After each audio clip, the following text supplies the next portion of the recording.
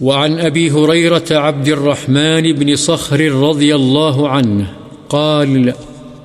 قال رسول الله صلى الله عليه وسلم إن الله لا ينظر إلى أجسامكم ولا إلى صوركم ولكن ينظر إلى قلوبكم وأعمالكم رواه مسلم۔ حضرت ابو ہریرہ عبد الرحمن بن صخر رضی اللہ عنہ سے روایت ہے کہ رسول اللہ صلی اللہ علیہ وسلم نے فرمایا، اللہ تعالی تمہارے جسموں اور تمہاری صورتوں کو نہیں دیکھتا بلکہ وہ تمہارے دلوں اور عملوں کو دیکھتا ہے۔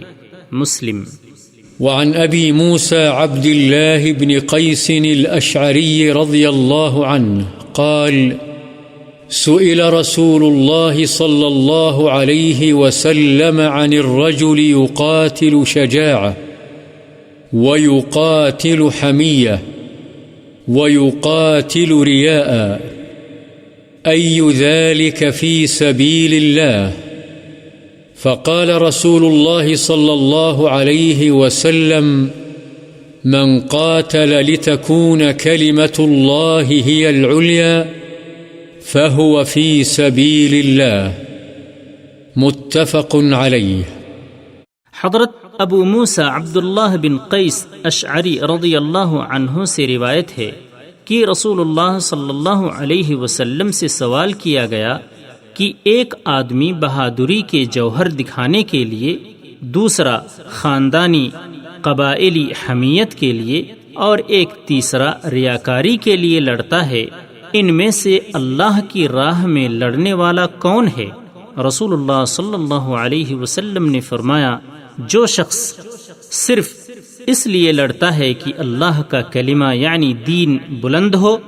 وہ اللہ کی راہ میں لڑنے والا ہے۔ بخاری و مسلم۔ وعن أبي بكرة نفيع بن الحارث الثقفي رضي الله عنه أن النبي صلى الله عليه وسلم قال إذا التقى المسلمان بسيفيهما فالقاتل والمقتول في النار قلت يا رسول الله هذا القاتل فما بال المقتول؟ قال إنه كان حريصا على قتل صاحبه متفق عليه۔ حضرت ابو بکرہ نفیع بن حارث ثقفی رضی اللہ عنہ سے روایت ہے کہ نبی کریم صلی اللہ علیہ وسلم نے فرمایا کہ جب دو مسلمان اپنی اپنی تلواریں سونت کر ایک دوسرے کو مارنے کی نیت سے ملتے ہیں، ایک دوسرے کے مقابل صف آراء ہوتے ہیں، تو یہ قاتل اور مقتول دونوں جہنمی ہیں۔ میں نے پوچھا، یا رسول اللہ، قاتل کا جہنمی ہونا تو سمجھ میں آتا ہے، مقتول جہنمی کیوں ہوگا؟ آپ نے فرمایا، اس لیے کہ وہ بھی اپنے ساتھی یعنی دوسرے مسلمان کے قتل کا حریص تھا۔ بخاری و مسلم۔ وعن أبي هريرة رضي الله عنه قال قال رسول الله صلى الله عليه وسلم صلاة الرجل في جماعة تزيد على صلاته في سوقه وبيته 27 درجة، وذلك أن أحدهم إذا توضأ فأحسن الوضوء ثم أتى المسجد لا يريد إلا الصلاة لا ينهزه إلا الصلاة لم يخط خطوة إلا رفع له بها درجة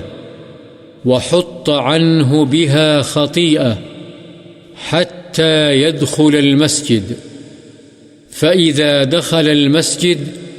كان في الصلاة ما كانت الصلاة هي التي تحبسه، والملائكة يصلون على أحدكم ما دام في مجلسه الذي صلى فيه يقولون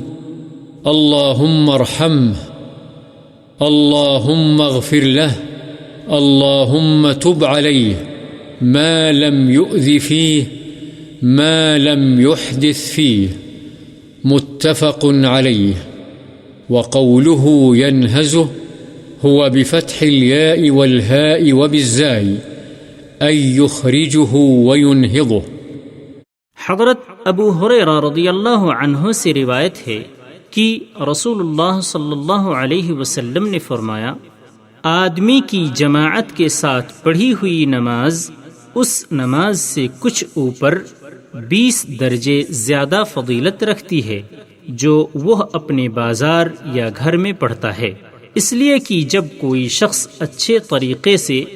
وضو کرتا پھر نماز کے ارادے سے مسجد میں آتا ہے، اسے نماز ہی مسجد کی طرف لے جاتی ہے، تو ایسے شخص کے ہر قدم کے بدلے 1 درجہ بلند اور 1 گناہ معاف ہوتا ہے تاکہ وہ مسجد میں داخل ہو جاتا ہے۔ پھر جب وہ مسجد میں داخل ہو جاتا ہے تو جب تک نماز اس کو وہاں روکے رکھتی ہے وہ نماز میں ہی شمار ہوگا، یعنی جماعت کے انتظار میں یا ذکر الہی میں مصروف جب تک مسجد میں رہے گا وہ اللہ کے ہاں نماز کی حالت میں سمجھا جائے گا، اور فرشتے تمہارے ایک آدمی کے بارے میں رحمت کی دعا کرتے رہتے ہیں جب تک وہ اپنی اس مجلس میں بیٹھا رہے جس میں اس نے نماز پڑھی ہے۔ فرشتے کہتے ہیں، اے اللہ اس پر رحم فرما، اے اللہ اس کو بخش دے، اے اللہ اس پر رجوع فرما، یعنی یہ دعائیں اس کے حق میں اس وقت تک جاری رہتی ہیں جب تک وہ کسی کو ایذا نہ پہنچائے، جب تک بے وضو نہ ہو۔ بخاری و مسلم۔ مذکورہ الفاظ صحیح مسلم کے ہیں اور ینہزہ یا ہا کے فتح اور زا کے ساتھ کے معنی ہیں اس کو نکالتی اور اٹھاتی ہے۔